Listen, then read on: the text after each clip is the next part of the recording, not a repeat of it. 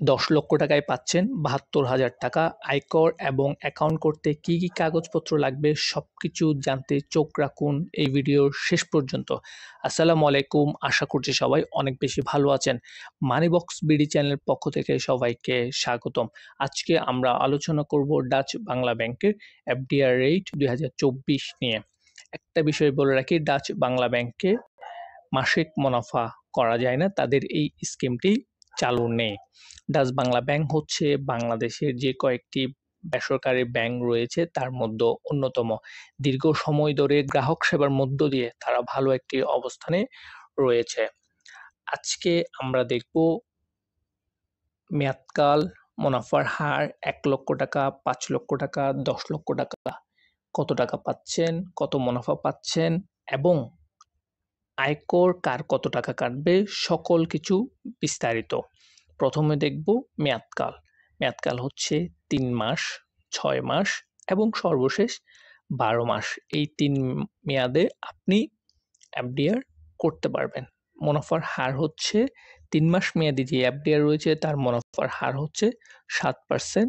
৬ মাস মেয়াদি যেই এফডিআর রয়েছে তার মুনাফার হার হচ্ছে ৭.১০%। ১২ মাস মেয়াদি যেই এফডিআর রয়েছে তার মুনাফার হার হচ্ছে ৭.২০%।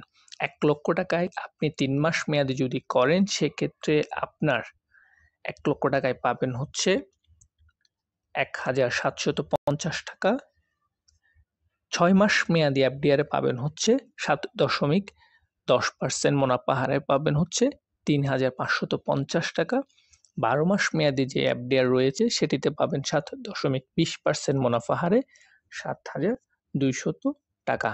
৫ লক্ষ টাকায় আপনি পাবেন হচ্ছে ৩ মাস মেয়াদে ৮,৭৫০ টাকা। ৬ মাস মেয়াদে পাবেন হচ্ছে ১৭,৭৫০ টাকা। ১২ মাস মেয়াদে পাবেন হচ্ছে ৩৬,০০০ টাকা।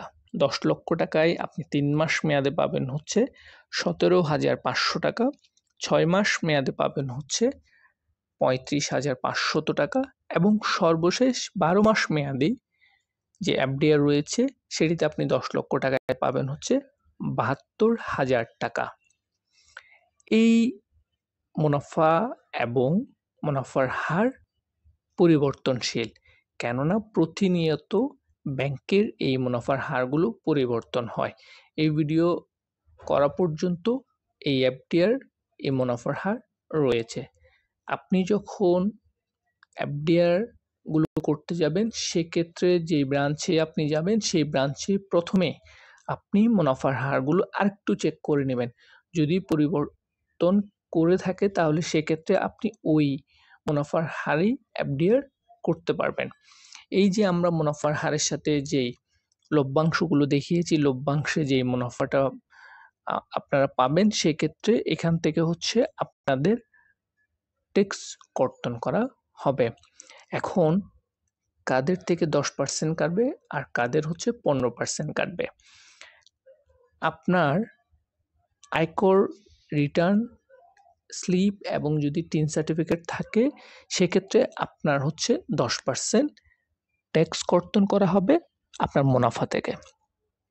আর যদি আপনার টিন সার্টিফিকেট রিটার্ন স্লিপ না থাকে সেক্ষেত্রে আপনার 15% ট্যাক্স কর্তন করা হবে আপনার মুনাফা থেকে। এখানে একটা বিষয় আমরা সবসময় ভুল করে থাকি, ট্যাক্সটা আসলে আপনার মূল টাকা থেকে কর্তন করা হয় না, সেটি কর্তন করা হয় আপনার মুনাফা থেকে। আপনি যদি ১ লক্ষ টাকা ৩ মাসের জন্য রাখেন সেক্ষেত্রে আপনি ৩ মাস শেষে পাবেন হচ্ছে ১,১,৭৫০ টাকা আপনার মূলধন সহ। ট্যাক্স কর্তন হবে শুধুমাত্র ১,৭৫০ টাকার উপর। আপনার ১ লক্ষ টাকা কিন্তু সেখানে ধরা হবে না।